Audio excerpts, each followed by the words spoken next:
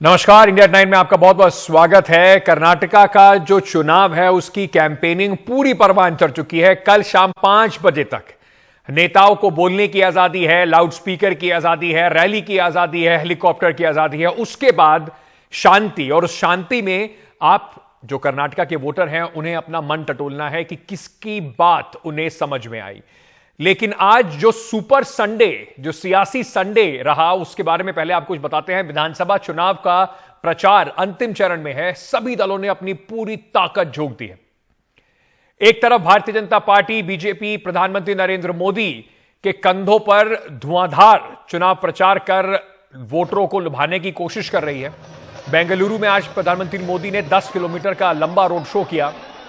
यह road show 5 अलग अलग विधानसभा क्षेत्रों से होकर गुजरा।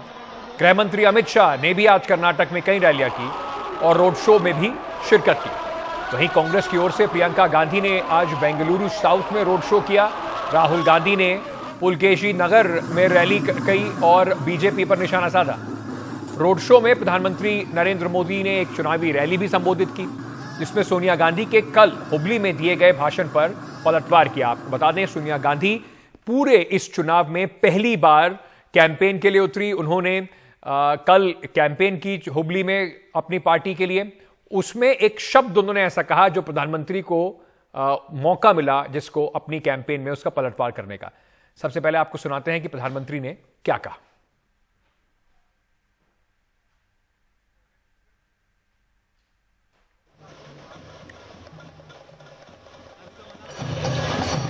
चलिए, तो प्रधानमंत्री नरेंद्र मोदी ने सोनिया गांधी और गांधी परिवार पर वार करते हुए कहा कि कांग्रेस का शाही परिवार मर्यादा तोड़कर आगे बढ़ा है।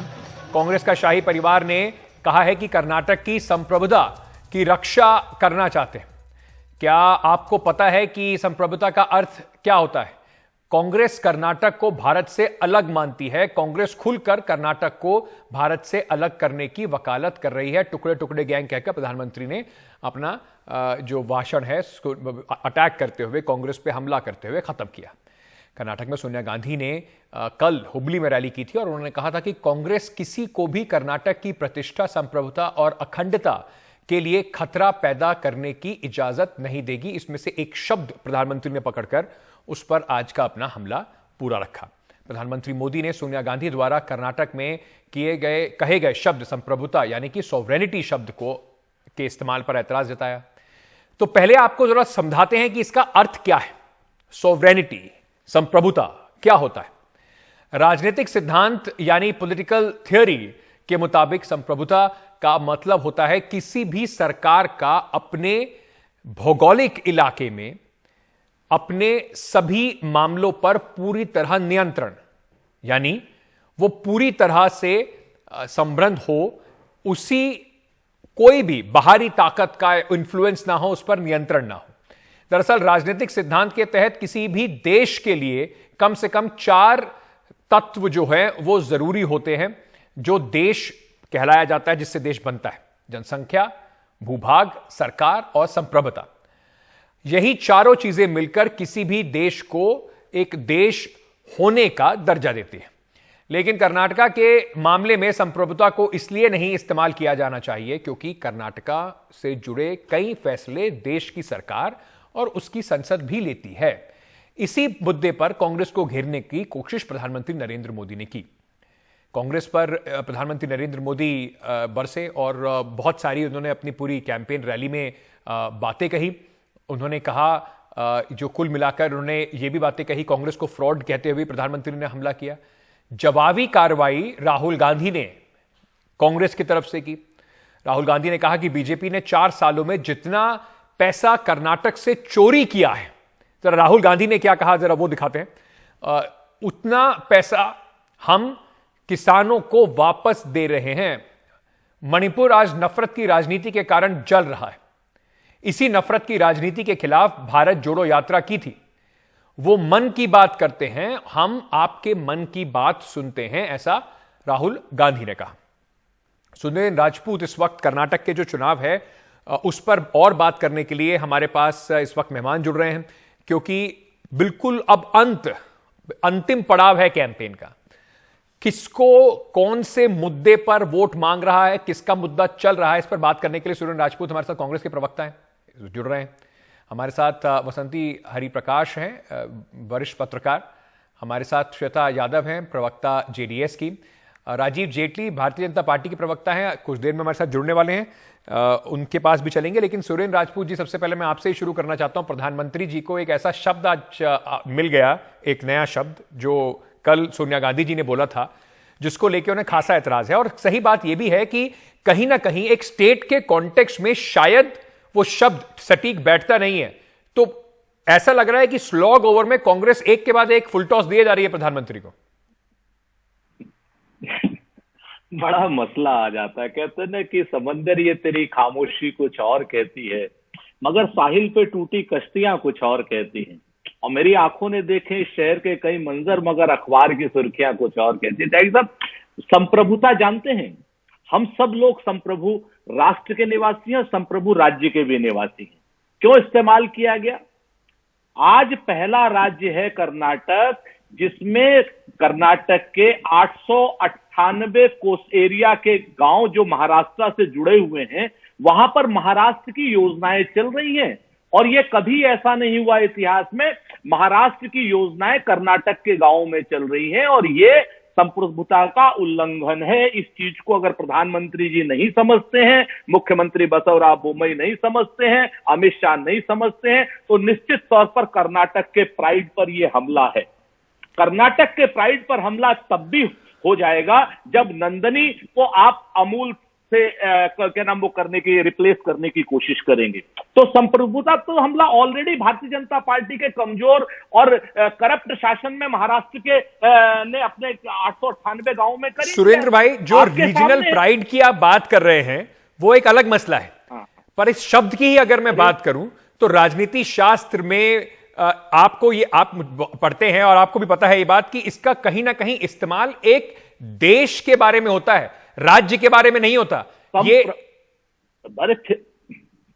जी से मैं आपसे जिम्मेवारी से कहता हूं कि मसला रीजनल प्राइड का अपनी जगह पर है। राज्यों की सीमाएं जो है ना सर, राज्य की, मैं आप उत्तर प्रदेश के राज्य में हरियाणा का अगर कानून चलने लगेगा, हरियाणा का तहसीलदार आ जाएगा और हरियाणा की योजनाएं जन्म लगा देगा, तो निश्चित तौर पर उत्तर प्रदेश की संप्रभुता पर हमला है। उसी तरीके से जैसे असम के 5 जवान मार दिए थे मणिपुर वालों ने, अभी आपने कुछ दिन पहले देखा था ना, हेमंत बिस्वा शर्मा में, कभी 70 साल में ऐसा हुआ था। जब जब आप राज्य के बाउंड्रीज को छेड़ेंगे, जब जब आप राज्य की बाउंड्रीज पे इंक्रोच करेंगे, और ये इतनी करप्ट और इतनी कमजोर सरकार है भारतीय जनता पार्टी की, और मुझे अफसोस के साथ कहना पड़ रहा है कि प्रधानमंत्री जी को इसके शब्द का मतलब नहीं पता, प्रधानमंत्री जी को कन्नड़ प्राइड का मतलब नहीं पता। प्रधानमंत्री जी अपने कंधे पर सोच रहे हैं चुनाव लड़ना। प्रधानमंत्री जी जब इस तरीके की बातें करते हैं तो हमें अफसोस होता है कि कैसा प्रधानमंत्री। ठीक है श्वेता यादव जी, हमेशा या तो जो प्रधानमंत्री जी ने शब्द का इस्तेमाल करते हुए कांग्रेस पर हमला करा है, कहीं ना कहीं उन्होंने ये कहने की कोशिश की है कि देखिए, ये कर्नाटका को देश से अलग समझते हैं, टुकड़े टुकड़े गैंग की बात प्रधानमंत्री ने एक बार फिर दोहराई। लेकिन क्योंकि आप एक रीजनल पार्टी को इस समय रिप्रेजेंट कर रही हैं, आपके लिए इस शब्द का क्या मतलब है? और ये जो कांग्रेस बीजेपी की संप्रभुता पे लड़ाई है, उसमें जेडीएस कहां खड़ी है? ये जो नेशनल पार्टीज है, तो ये अपना जो मर्यादा है वो तो भूल ही चुके हैं। मैं चाहती हूँ कल तक ये कितना जल्दी हो सकता है उतना जल्दी कर्नाटका का जो इलेक्शन है वो खत्म हो जाए, अच्छी तरह रिजल्ट भी आ जाए। लेकिन तब तक पता नहीं कर्नाटक की जनता को क्या क्या सुनने को मिलेगा, जो डिक्शनरी में नहीं होगा वो भी शायद सुनने को मिलेगा। हम रीजनल पार्टी ये करते हैं, हमारा जो नंदिनी है वो कर्नाटका का प्राइड है, उसको अमूल के साथ मर्ज करने की कोशिश की है, ये सरासर गलत है। तो सबसे पहले जेडीएस पार्टी ने उसके खिलाफ आवाज उठाई, फिर उसके बाद बीजेपी वालों सतर्क हो गए और बोलने लगे हाँ हाँ ठीक है ठीक है। अभी उनकी मैनिफेस्टो में अभी क्या नंदिनी देने की बात आ गई है, क्यों अमूल देने की बात क्यों नहीं आई? अमूल को इतना सपोर्ट करना था आपको, तो फिर नंदिनी देने की क्यों बात आई? जो गरीब लोग है, किसान जो बीपीएल कार्ड होल्डर्स है कर्नाटका में, उनको आधा लीटर नंदिनी देने की क्यों मैनिफेस्टो में मिला? पर आपको कहीं ना कहीं लगता है ये जो प्रधानमंत्री हैं, एक तरफ कांग्रेस पार्टी है, जो नैरेटिव बुनने की कोशिश हो रही है उसमें सबसे बड़ा खतरा रीजनल पार्टी को ही है। लोग इस तरफ देख रहे हैं कि ये नेशनल पार्टीज जो हैं वो पूरा नैरेटिव को रूल कर रही हैं, चाहे कांग्रेस हो या बीजेपी। जेडीएस के लिए ये मुश्किल पैदा कर सकता है। सर देखिए, जेडीएस के लिए कोई भी नेशनल पार्टी मुश्किल खड़ा नहीं कर सकता है, क्योंकि पता है जेडीएस बहुत स्ट्रांग पार्टी है कर्नाटका में। ये जो 83, 84, 94 में जो हिस्ट्री देखा गया हमारे पार्टी का, जो अभी वो इस बार रिपीट होने वाली है, तो नेशनल पार्टीज के पास कोई एजेंडा नहीं है। लेकिन आपका तो बेस्ट परफॉर्मेंस 58 का रहा है, वो इतना जबरदस्त परफॉर्मेंस थोड़ी है कि सरकार अपने दम पे बन जाए। सर देखिए, अभी कौन सा अभी बहुमत, अभी ये जो बातों में लड़ाई कर रहे हैं ना दोनों नेशनल पार्टीज, कौन सा बहुमत मिल रहा है इनको? मोदी जी तो पिछले 9 साल से प्राइम मिनिस्टर है, तो क्यों बहुमत नहीं मिला उनको, ये तो बताइए। और 70 साल से तो कांग्रेस देश को रूल किया है, उनको कहां मिला बहुमत, आप बताइए। हाँ, तो यही शायद जेडीएस की बेस्ट केस सिनेरियो, बेस्ट उम्मीद है कि इस बार फिर से बहुमत ना मिले। कर्नाटका में जो त्रिशंकु राजनीति बनी रहती है वो बना रहे, तो शायद जेडीएस को किंग या किंग मेकर बनने का मौका जरूर मिलेगा। मैं आपके पास वापस आऊंगा, मैं आपके पास वापस आऊंगा श्वेता जी। वसंती हरिप्रकाश, मैं आपसे समझना चाहता हूं, ये बिल्कुल एंड में अब पहुंच गया है कर्नाटक का जो कैंपेन है। शुरू बड़ा कांग्रेस ने कोशिश करी इसको एक हाइपर लोकल कैंपेन, लोगों के मुद्दे पर, pay CM, 40% corruption, Nandini, Kannada pride, इन सब पर रखा जाए। लेकिन ऐसा लगा कि अंत में एक हफ्ते में, 10 दिन में ये नैरेटिव जो है, जो पहले कांग्रेस सेट कर रही थी, वो उनके हाथ से निकलता जा रहा है। चाहे वो बजरंगबली की बात हो, चाहे वो बजरंग दल की बात हो, और अब संप्रभुता को लेकर जो प्रधानमंत्री का हमला रहा है।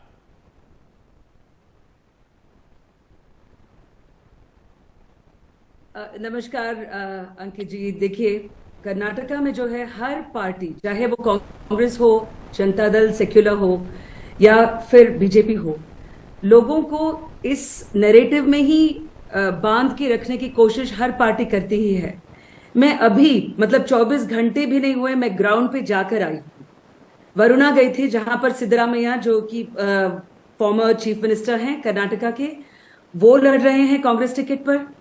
फिर मंड्या गई हूँ, मंड्या तो जेडीएस का गढ़ माना जाता है, और फिर मैसूर भी जाकर आई हूँ। जगहों पर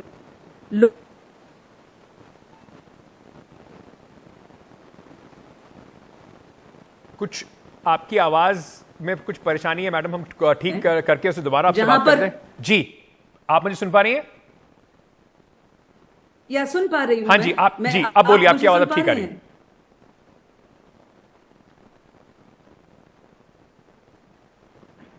क्या सुन पा रहे हैं? हाँ जी बिल्कुल, बोलिए, आपको सुन पा रहे हैं।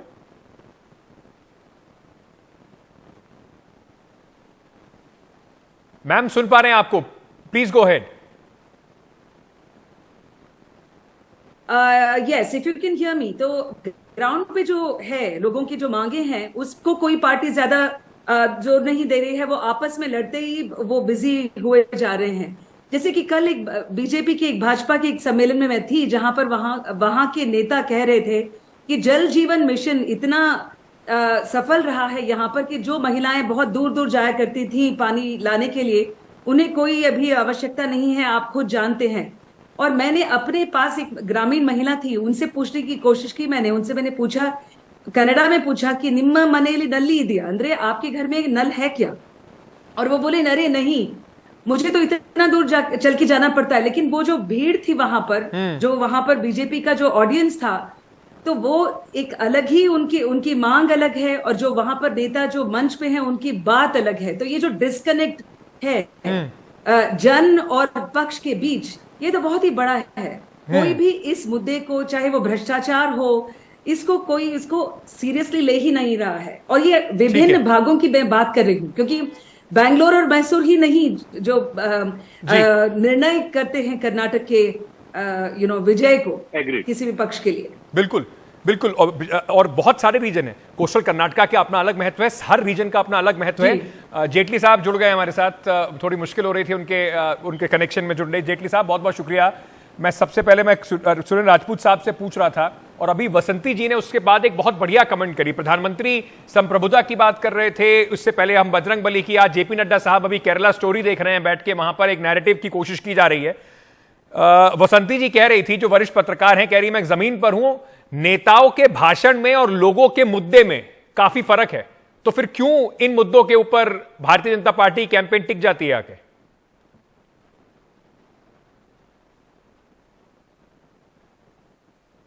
मैं कन्नड़ में भी कुछ बोल के दिखाया, हो सकता है वो एक फ्लेवर देना चाह रही थी अपने डिस्कशन के अंदर कि मैं कन्नड़ा हूं और बाकी सब हिंदी भाषी हैं। मैं आपको एक बताना चाहता हूं, क्योंकि मैं भी कन्नड़ जानता हूं, लेकिन मैं बोलूंगा नहीं फिलहाल, क्योंकि मैं हिंदी चैनल पे बैठा हूं। मैं आपको एक बात बताना चाहता हूं कि ये आप बात सोचिए कि आप कह रहे हैं कि मुद्दों से विहीन हो गए। अभी 2 दिन पहले प्रियंका वाड्रा जी वहां पर कर्नाटका के अंदर एक रैली संबोधित करके आई हैं।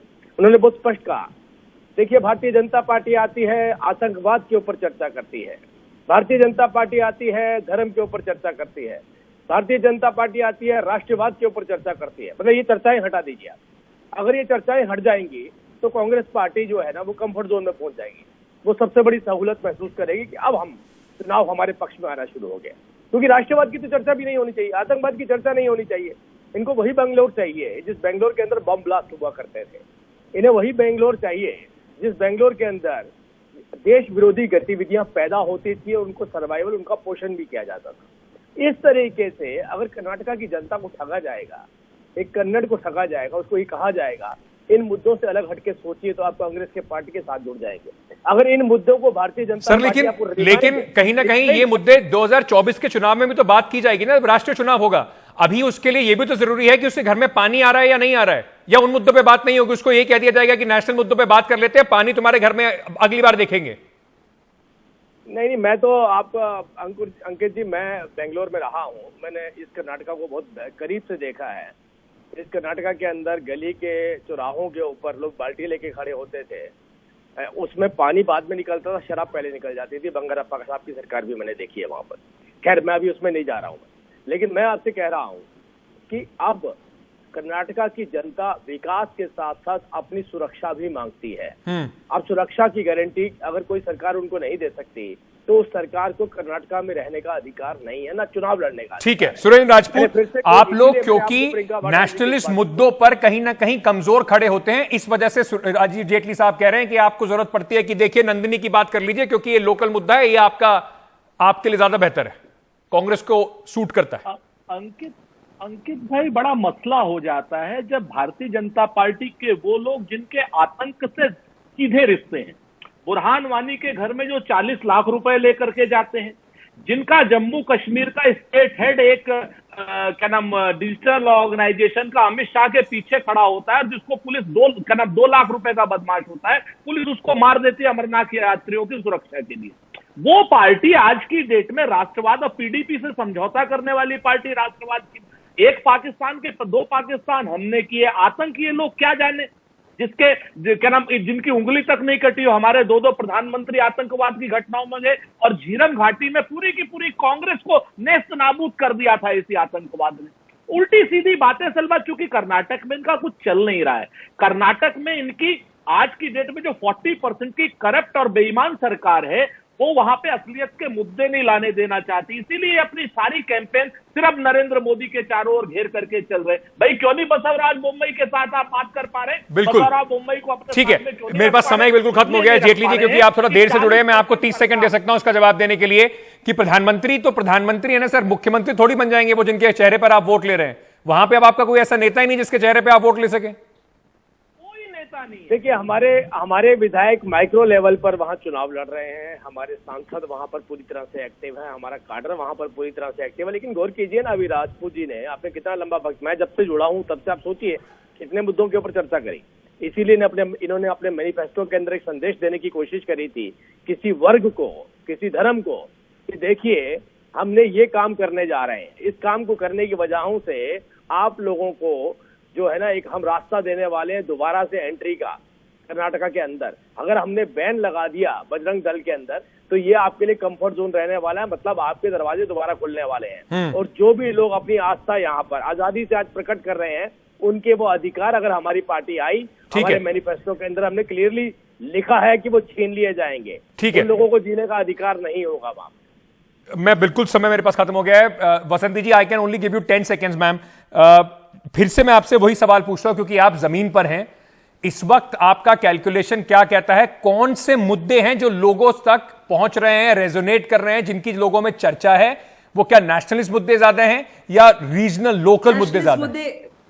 देखिए, मैं ये नहीं कहती कि मैं हर जगह जाकर हर प्रांत का रिप्रेजेंटेशन दे रही हूँ, लेकिन इन मुद्दों की जो बात की जा रही है आपके शो पर, उनकी तो नहीं हो रही है जमीनी तौर पर। ये मैं बता सकती हूँ। जेटली जी कह रहे थे कन्नड़ा वो बात करेंगे, लेकिन वो अभी भी कन्नड़ कह रहे हैं कन्नड़ा के बारे में। सो एक तो मैं वो पेश करना चाहती हूँ। और ये जो बात है कि कोई भी पार्टी अभी फिलहाल ना कोई लहर दिखाई दे रही है, ना कोई इतना मेजॉरिटी का है, लेकिन ऑफ कोर्स हम जानते हैं कि भारतीय राजनीति में कोई भी चीज, वो चित्र कभी भी बदल सकता है। बिल्कुल, तो चित्र कभी बदल सकता है। ये क्योंकि मैं पिछला एक हफ्ता कर्नाटक में 8 दिन गुजार कर आया हूं, तो ये तो मैं भी बता सकता हूं कि कम से कम एक प्रो लहर किसी के लिए नहीं दिखाई पड़ रही है। अब वो जनता के मन में क्या है, वो जनता 10 तारीख को तय करके बता देगी। 13 को डब्बे खुलेंगे, हमें भी पता चल जाएगा। फिर मिलेंगे जेटली साहब से, सुरेंद्र राजपूत जी से, श्वेता जी आपसे भी, और संती जी आपसे, समझने के लिए कि क्या एनालिसिस रहा, क्या कर्नाटक के जनता ने कुल मिलाकर किन मुद्दों पर वो बटन दबाया और कितना जनता के मुद्दे उठा पाई कोई भी सरकार, कौन से मुद्दे, कौन से लीडर जनता तक पहुंचा पाए। छोटा सा एक ब्रेक लेके वापस आ रहे हैं, खबरों का सिलसिला जारी है।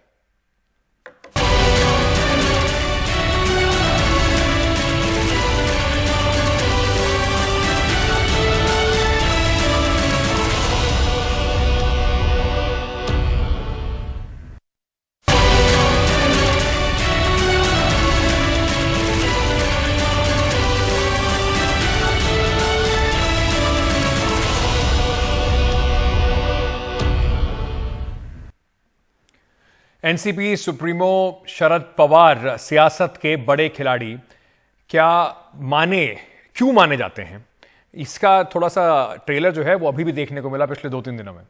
उन्होंने पिछले दिनों में अपना इस्तीफा दिया और फिर से साबित कर दिया कि शह मात का जो राजनीति का खेल है उसमें वो कई चाल आगे की सोचते हैं। उनके ही समर्थकों और पार्टी के वरिष्ठ नेताओं को उन्हें मनाने के लिए एड़ी चोटी के जोर लगाने पड़े। अंत में शरद पवार माने, अध्यक्ष पद का इस्तीफा वापस ले लिया। लेकिन इस पूरे वाकये के बीच यह साबित कर दिया कि एनसीपी और महाराष्ट्र के अंदर और देश की सियासत पर उनका कद जो है वो कितना बड़ा है। इस रिपोर्ट में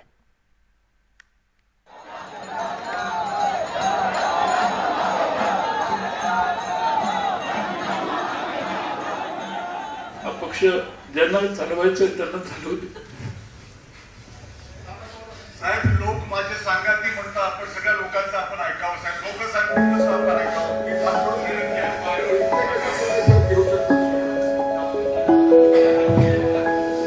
छलकती आंखें और झूमते कार्यकर्ता,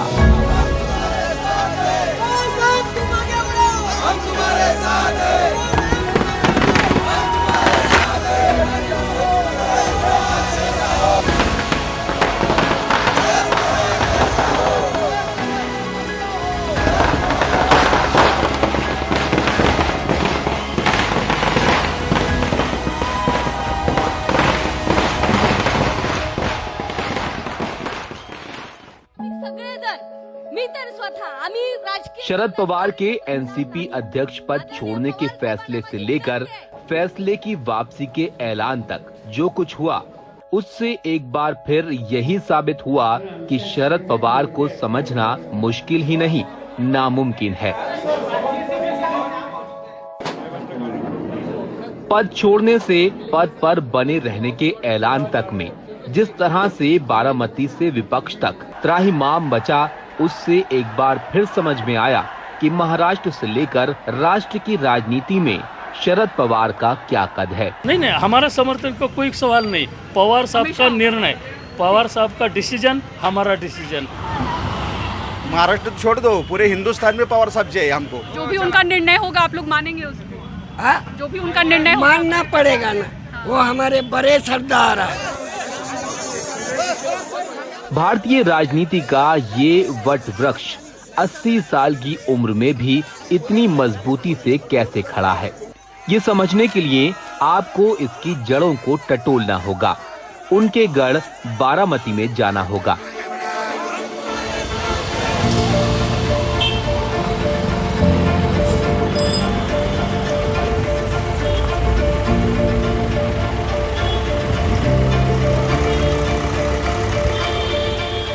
बारामती जैसे छोटे जिले में सिर्फ इस एक हाईटेक टेक्सटाइल पार्क में 3,500 लोगों को रोजगार मिल रहा है, यानी 3,500 परिवारों को सहारा, और इनमें 80% महिलाएं हैं। कोई ताज्जुब नहीं कि देश की वित्त मंत्री निर्मला सीतारमण यहाँ का विकास मॉडल देखने आईं, और ये टेक्सटाइल पार्क तो सिर्फ एक नमूना है। पवार ने बारामती में खेती के क्षेत्र में जो काम किया है वो सीखने सिखाने लायक है।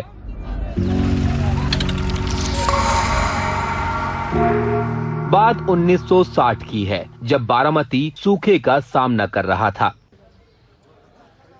कम बारिश वाले इस इलाके के किसान सूखे के आंसू ना रोएं, इसके लिए शरद पवार ने वहां एक कृषि संस्थान बनाया।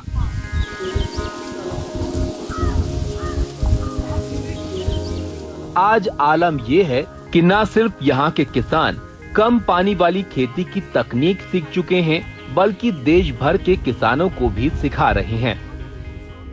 कृषक एग्जीबिशन हम इस साल जनवरी में आयोजित किया था। 13 देशों से यहाँ पे उनके जो उद्योजक है, किसान है, यंग एंटरप्रेन्योर है, वो टेक्नोलॉजी समझने के लिए यहाँ आए थे। तो इस साल अराउंड 4 लाख फार्मर ने इस जनवरी में यहाँ पे विजिट करके अच्छा टेक्नोलॉजी समझ के उसका अवेयरनेस लेके ट्रेनिंग लेके अभी हो गए।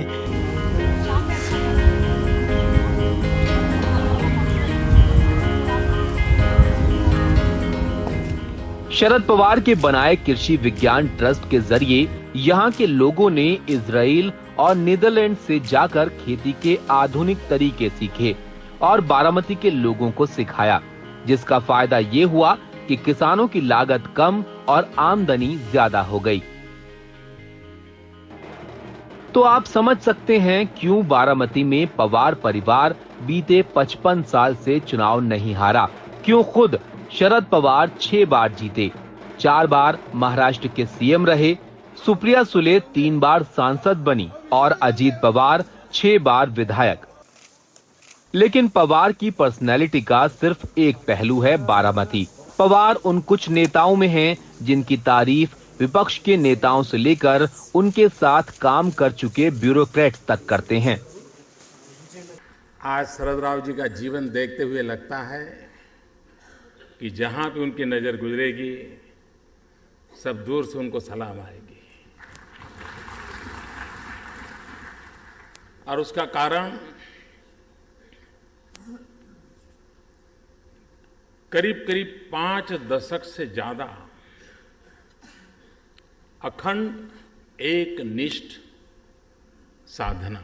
He is a very gender sensitive political leader. ये मेरा एज ए यंग एसपी उनके बारे में विचार था कि उनको ये महिला अधिकारी है, ये ऐसा नहीं कर पाएगी। पहले एप्रीहेंशंस थी उनको जब उन्होंने मुझे डिस्ट्रिक्ट दिया। उसके बाद मुझे बहुत स्ट्रांग फीलिंग होने लगी कि वो काम को अप्रिशिएट करते हैं और वो जेंडर के बारे में ही इज वेरी पॉजिटिव। मैं जलगांव सेक्स स्कैंडल का इन्वेस्टिगेशन कर रही थी, तो उसमें जो 3 मेन आरोपी थे उनमें से एक कांग्रेस का था। मुझसे उन्होंने इंटरैक्ट एक बार बहुत जो लंबा किया, फॉर अबाउट 20 मिनट्स उन्होंने मुझे ये कहा कि मुझे पता है तुम इसको बहुत सीरियसली इन्वेस्टिगेट कर रहे हो, किसी भी पार्टी का आरोपी क्यों ना हो उसे छोड़ने का नहीं, तुम इन्वेस्टिगेशन गंभीरता से करो, जितने भी तुमको एविडेंस मिलते हैं, पुरावे मिलते हैं, उन्हें इकट्ठा करो। ये मत सोचना कि कौन सा आरोपी किस पॉलिटिकल पार्टी का है। He is very important because उनकी reach across the political parties है, उनके कहने में वजन है, जो वो कहेंगे लोग सुनेंगे। तो इस टाइम महाराष्ट्र में ऐसा मुझे तो कोई लीडर नहीं दिखता जिसे इतनी रिस्पेक्ट हो, इतना मान हो, और जिसके कहने को बाकी के जो राजनीतिक नेता हैं वो सुने, समझें और उनके कहने के अनुसार करें।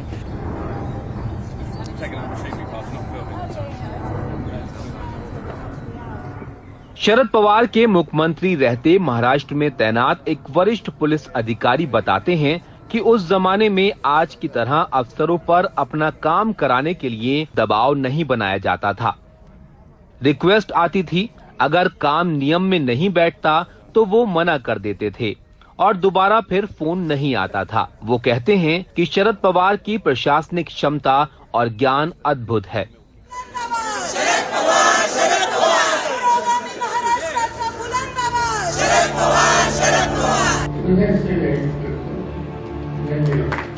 शरद पवार ने अभी जो पद छोड़ने और बने रहने के ऐलान किए, उसके पीछे भी बहुत से लोगों को लगता है कि ये उनकी सियासी सूझबूझ का ही उदाहरण है, क्योंकि ये सब तब हुआ जब अजित पवार के बीजेपी में जाने की चर्चा हो रही थी। तो अगर पार्टी के अंदर कोई किसी तरह की चुनौती बन रही थी तो शरद पवार ने अपनी तरफ से बिना किसी का कद छोटा किए दिखा दिया कि उनका कद आज भी पार्टी और विपक्ष में कितना बड़ा है। पद पर बने रहने के ऐलान के वक्त अजित पवार क्यों मौजूद नहीं थे? ऐसे सवाल गहराए इससे पहले ही उन्होंने कह दिया कि अजित पवार को बदनाम किया जा रहा है। सुनिए एनडीटीवी से शरद पवार ने इस मसले पर क्या कहा। होगी नहीं, ये बात बिल्कुल होगी नहीं, कोई जाएगी नहीं। फॉर नो रीजन ये अजित पवार की बदनामी कुछ लोग कर रहे। 2024 के चुनाव से पहले शरद पवार के पद छोड़ने के ऐलान ने विपक्षी एकता के प्रयासों को भी झटका दिया था, लेकिन शरद पवार ने बताया कि दरअसल वो पार्टी अध्यक्ष पद छोड़ने के अगले दिन से ही विपक्ष को एकजुट करने में जुटने वाले थे। पद पर बने रहने के बाद भी इसके लिए प्रयास जारी रखेंगे, ऐसा कहकर शरद पवार ने विपक्षी नेताओं के मन में उठ रही आशंकाओं को भी दूर कर दिया। My own thinking was I will concentrate more for bringing all like-minded parties together. But now, because of my decision, some wrong signal has gone. And that's why, though my party workers insisted me to give second thought, equally, leaders from different political parties, other than BJP, they also insisted. And that's why I think it is my responsibility for larger interests of the nation to bring together all these like-minded persons and provide a viable alternative to the people of India.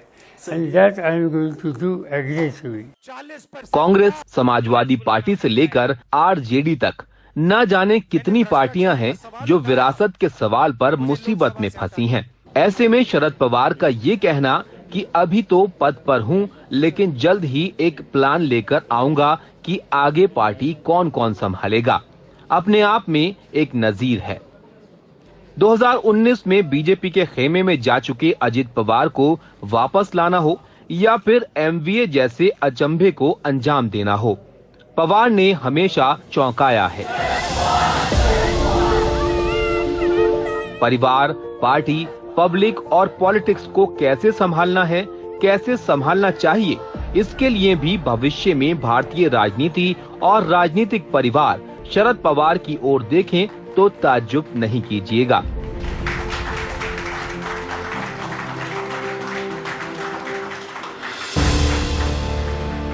Bureau report, NDTV India के लिए।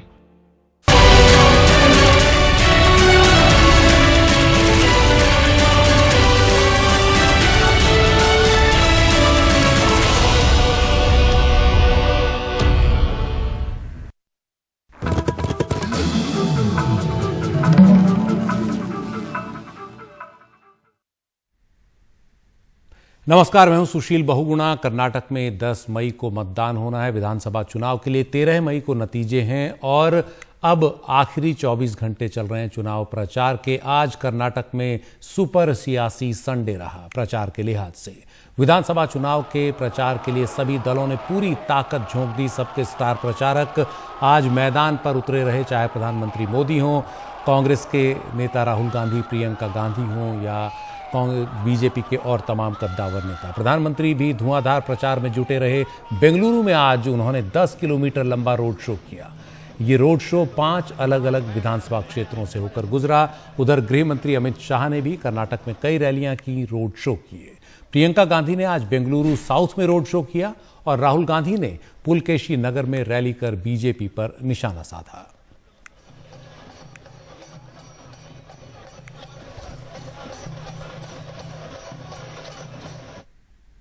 प्रधानमंत्री मोदी ने आज अपने भाषण के दौरान कर्नाटक में सोनिया गांधी के शनिवार को हुबली में दिए भाषण पर पलटवार किया। उन्होंने कहा कि इस चुनाव में कांग्रेस का शाही परिवार एक कदम और मर्यादा तोड़कर आगे बढ़ा है।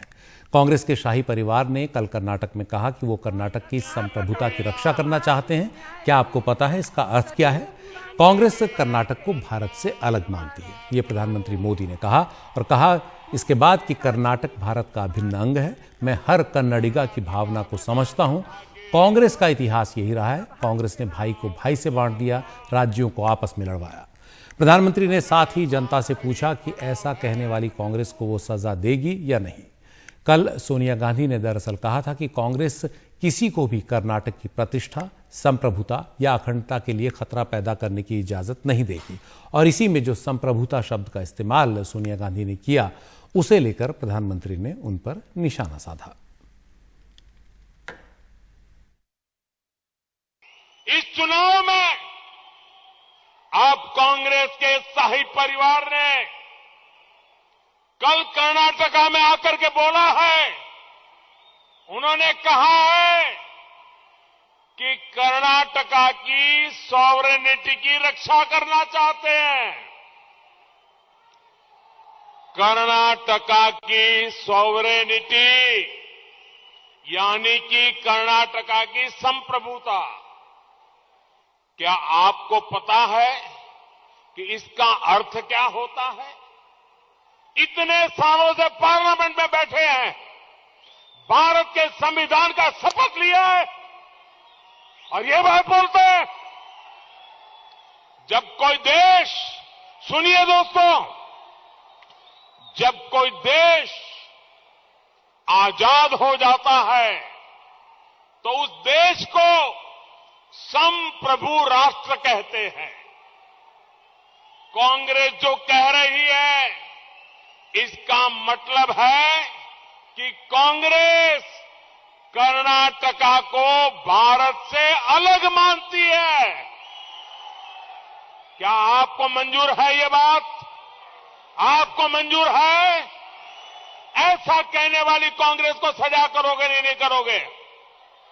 भाइयों बहनों, इसका मतलब है कि कांग्रेस खुलकर कर्नाटका को भारत से अलग करने की वकालत कर रही है। टुकड़े टुकड़े गैंग की बीमारी कांग्रेस में इतनी ऊपर तक पहुंच जाएगी, मैंने कभी सोचा तक नहीं था। कर्नाटक में सोनिया गांधी ने कहा था कि कांग्रेस किसी को भी कर्नाटक की प्रतिष्ठा, संप्रभुता और अखंडता के लिए खतरा पैदा करने की इजाजत नहीं देगी। और इसी बयान पर प्रधानमंत्री ने वार किया सोनिया गांधी पर। उन्होंने कहा कि संप्रभु शब्द का इस्तेमाल तब किया जाता है जब कोई आज़ाद हो जाए। संप्रभु का मतलब है अपने फैसले लेने की, अपने इलाके में अपने फैसले लेने की पूरी आज़ादी, और इसे लेकर वो एक तरह से कांग्रेस पर हमलावर हो गए।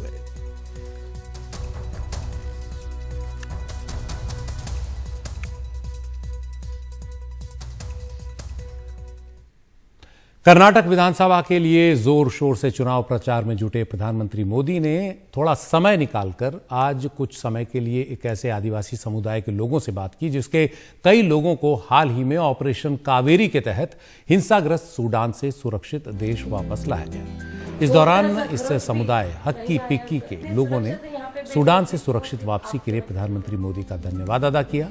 सूडान से लौटे इस जनजाति के लोगों ने कहा कि सरकार ने यह सुनिश्चित किया कि उन्हें एक खरोंच भी ना आए, और उनका कहना है कि यह सब प्रधानमंत्री मोदी की कोशिशों की वजह से हुआ।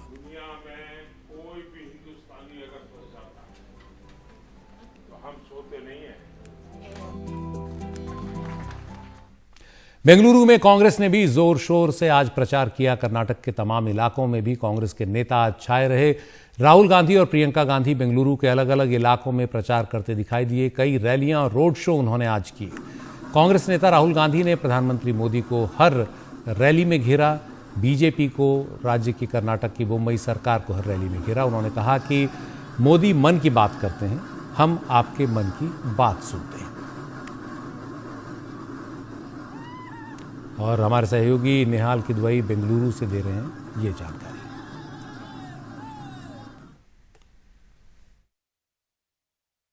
पूर्वी बेंगलुरु का शिवाजी नगर, यह चांदनी चौक के नाम से जाना जाता है।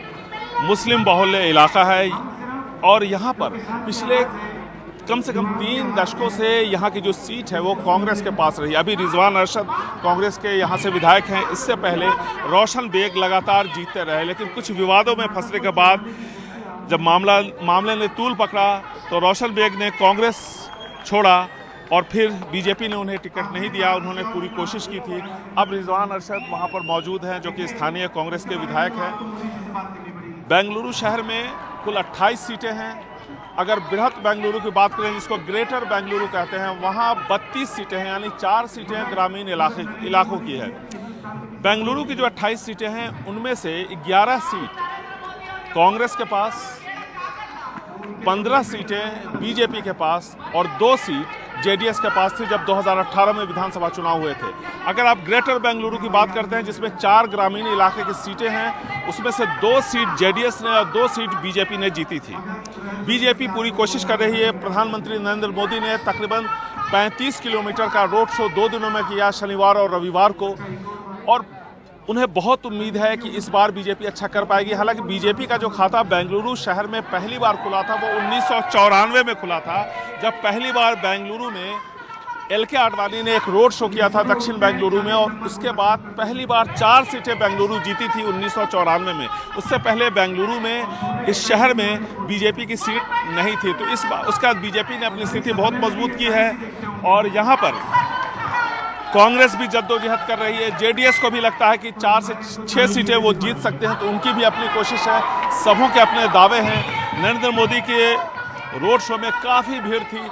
अब चूंकि ये चुनाव का आखिरी दौर है, यानी सोमवार को 5 बजे के बाद चुनाव प्रचार पर पूरी तरह से रोक लग जाएगा, इसलिए सभी नेता, चाहे वो बीजेपी के हों, जेडीएस के हों या कांग्रेस के हों, अपने अपने तरीके से प्रचार कर रहे हैं और पूरी ताकत उन्होंने झोंक दी है। शिवाजी नगर बेंगलुरु से कैमरामैन गोविंद मूर्ति के साथ निहाल खिदवई, एनडीटीवी इंडिया। राजस्थान के मुख्यमंत्री अशोक गहलोत ने खुलासा किया है कि उनकी सरकार को गिराने की जब कोशिशें तेज हुई तो उस साजिश में बीजेपी नेता वसुंधरा राजे और पूर्व केंद्रीय मंत्री कैलाश मेघवाल ने हिस्सा नहीं लिया और उन्होंने मेरी सरकार गिराने में मदद करने से इनकार कर दिया। गहलोत ने कहा कि ये एक नैतिक कदम है और ऐसी ही नैतिकता उन्होंने भी दिखाई थी जब राजस्थान के पूर्व मुख्यमंत्री भैरव सिंह शेखावत की सरकार को गिराने में उनकी मदद मांगी गई थी। गहलोत ने कहा कि मैं तब प्रदेश कांग्रेस अध्यक्ष था और बीमार मुख्यमंत्री भैरव सिंह शेखावत का अमेरिका में इलाज चल रहा था। गहलोत के मुताबिक उन्होंने उस अनैतिक काम का साथ देने से इनकार कर दिया और मेरी सरकार के दौरान वैसी ही मिसाल वसुंधरा राजे और कैलाश मेघवाल ने पेश की। पाकिस्तान और चाइना का एजेंट हो गई, मारने की धमकी दे दो खड़गे साहब के परिवार को। जब भैरव शेखावत थे मुख्यमंत्री, उस वक्त जो है उनकी पार्टी के लोग सरकार गिरा रहे थे। मैं प्रदेश कांग्रेस अध्यक्ष था, मेरे पास लोग आए, मैंने उस वक्त कहा था अगर मैं चाहता तो उनके साथ शामिल होकर के सरकार घेर सकती थी भैरव सिंह जी की। वो मैंने कहा तुम ये अनैतिक काम कर रहे हो। वही बात कैलाश मेघवाल ने और वसुंधरा सिंधिया ने कहा कि हमारे यहाँ कभी परंपरा नहीं रही है इस प्रकार चुनी सरकारों को गिराने की पैसे के बल पर। ये कहा उन्होंने, क्या गलत किया उन्होंने, क्या गलत कहा उन्होंने। और शोभा रानी ने उनकी बात सुनी, वसुंधरा जी की और कैलाश मेघवाल की। इनके अंतरात्मा ने कहा कि मुझे भी ऐसे लोगों को साथ नहीं देना चाहिए। क्या गलत किया शोभा रानी ने, इसलिए हमारी सरकार बची है। और इस मसले पर ज्यादा जानकारी के लिए हमारे साथ हैं हमारे सहयोगी हर्षा कुमारी सिंह। हर्षा, हमने बात सुनी गहलोत की, इसके पीछे अगर सियासी वो देखें तो क्या लगता है आपको, तारीफ करके वसुंधरा राजे की गहलोत क्या हासिल करेंगे? देखिए, काफी साफ है जो उन्होंने एक तो पहली बात है कि उन्होंने जो नैतिकता की बात कही है वो राजनीतिक रूप से एक संकेत है कि जो सरकार गिराने की जो साजिश हुई थी उसको उन्होंने एक मॉरल कॉन्टेक्स्ट दिया है। तो वो एक मैसेज है वोटर के लिए, खासकर जब इलेक्शन आने वाले हैं 7 महीने में। दूसरी बात है कि हम जानते हैं कि विभाजन है राजस्थान में, खासकर कांग्रेस में भी है और बीजेपी भी में है। तो ये जो विभाजन है इसको भी उन्होंने सीधा उस पर निशाना साधा है कि देखिए बीजेपी में भी कोई लोग थे जो सरकार गिराने के पक्ष में नहीं थे, यानी कि बीजेपी इसमें एकजुट नहीं थी। और दूसरा, उन्होंने अपने ही एमएलएस को जो उनके पार्टी के खिलाफ जिन्होंने रिबेल किया था उनको भी उन्होंने सीधा निशाना साधते हुए कहा है कि आपके जो पैसे मिले थे वो आपने लौटाए नहीं अभी तक, है ना। तो ये बड़ी एक, अगर आप देखेंगे तो काफी लेवल्स पे ये काम कर रहा है। एक तो वोटर को सीधा निशाना है और दूसरा उन्होंने बीजेपी को टारगेट पे ले लिया है और अपनी ही पार्टी के जो लोग उनके खिलाफ काम कर रहे हैं उनको भी टारगेट पे ले लिया है। क्योंकि आपने देखा कि सचिन पायलट एक अलग राह अपनाते हुए दिख रहे हैं। उन्होंने करप्शन पे क्रूसेड किया है, उन्होंने वहां पर बाड़मेर में एक रैली करी थी।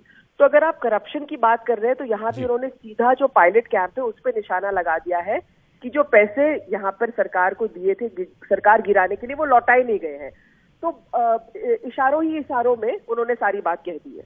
जी शुक्रिया हर्षा। और अशोक गहलोत मंझे हुए नेता हैं, उनके हर बयान के पीछे कुछ ना कुछ रणनीति भी जरूर होती है। दिल्ली आबकारी नीति घोटाला मामले में आम आदमी पार्टी ने सीबीआई और ईडी पर निशाना साधते हुए दावा किया है कि उनके पास इस केस में कोई सबूत नहीं है और इसका प्रमाण है राउज एवेन्यू कोर्ट से दी गई उन 2 लोगों की जमानत जो शराब नीति मामले में गिरफ्तार थे।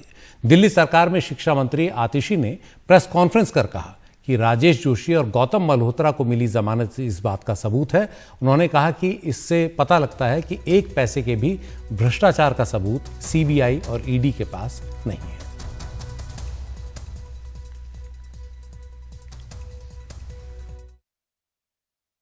इस तथाकथित शराब घोटाले में कल राउज एवेन्यू कोर्ट ने एक फैसला दिया। 2 लोग जो इस केस में अरेस्टेड थे, राजेश जोशी और गौतम मल्होत्रा, उनको कल राउज एवेन्यू कोर्ट ने जमानत दी।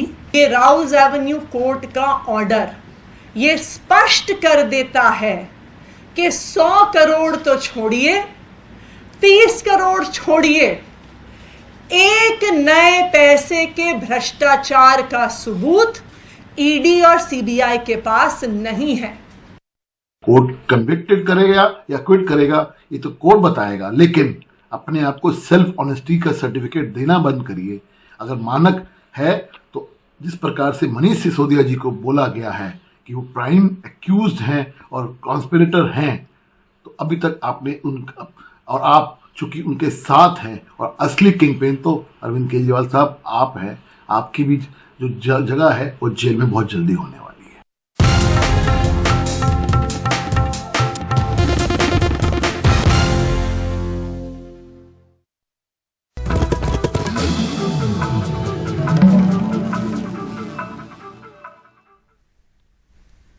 विदेश मंत्री एस जयशंकर ने एक बार फिर पाकिस्तान के विदेश मंत्री बिलावल भुट्टो जरदारी को आड़े हाथ लिया है। मैसूर में एक थिंक टैंक के कार्यक्रम में बोलते हुए जयशंकर ने कहा कि पाकिस्तान के विदेश मंत्री आए तो एससीओ बैठक में हिस्सा लेने के निमंत्रण पर, लेकिन बैठक के बाहर एससीओ छोड़कर हर मुद्दे पर बोले और ये गलत रवैया था।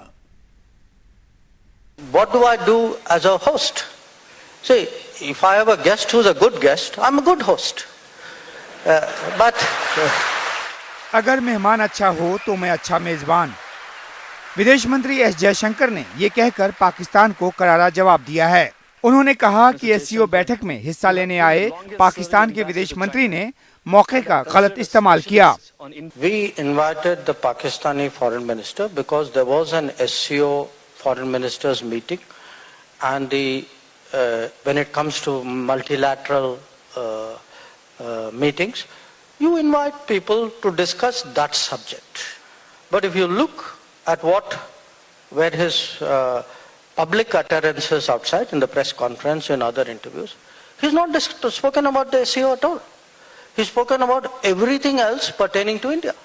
I mean, he's spoken about our politics. He's spoken, his past value judgments, from Kashmir to G20 to BBC documentary. I mean, as I said, other than SCO, he's spoken about everything else. So now, what do I do as a host? Goa में शुक्रवार को खत्म हुई Shanghai सहयोग संगठन के सदस्य देशों के विदेश मंत्रियों की बैठक में बिलावल भुट्टो जरदारी ने पाकिस्तान के आतंकवाद का शिकार होने का रोना रोया और कहा कि आतंकवाद को पाकिस्तान के खिलाफ हथियार नहीं बनाना चाहिए। इतना ही नहीं, SCO बैठक के बाद जरदारी ने प्रेस कॉन्फ्रेंस और इंटरव्यूज के जरिए कश्मीर एजेंडे को हवा देने की कोशिश की। श्रीनगर में होने जा रहे G20 के आयोजन पर भी सवाल उठाया। विदेश मंत्री S जयशंकर ने कुछ घंटों के भीतर ही जरदारी के बयानों का सिलसिलेवार ढंग से जवाब दे दिया। जरदारी को आतंकवादी उद्योग का प्रवक्ता तक कह दिया। As a foreign minister of an SCO member state, Mr. Bhutto Zardari was treated accordingly.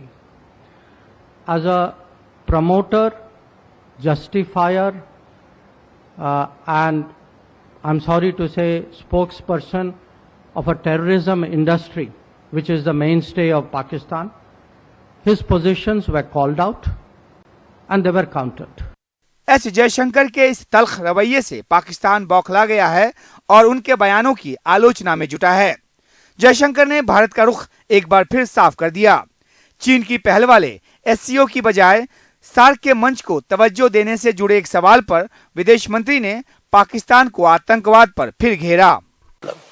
The issue with SARC is that you have a member who's actually followed none of the basic rules of international relations. How to be a member of an organization, which a country, which not only conducts terrorism but actually asserts its right to do so. Bilawal का दौरा पाकिस्तान के किसी विदेश मंत्री का 12 साल बाद हुआ भारत दौरा था। बिलावल से उम्मीद की जा रही थी कि वो SCO बैठक की वजह से मिले इस मौके का इस्तेमाल भारत के साथ रिश्ते की बेहतरी के लिए करेंगे, लेकिन उल्टा वे इसे और बिगाड़ गए हैं। नई दिल्ली से उमाशंकर सिंह, NDTV इंडिया।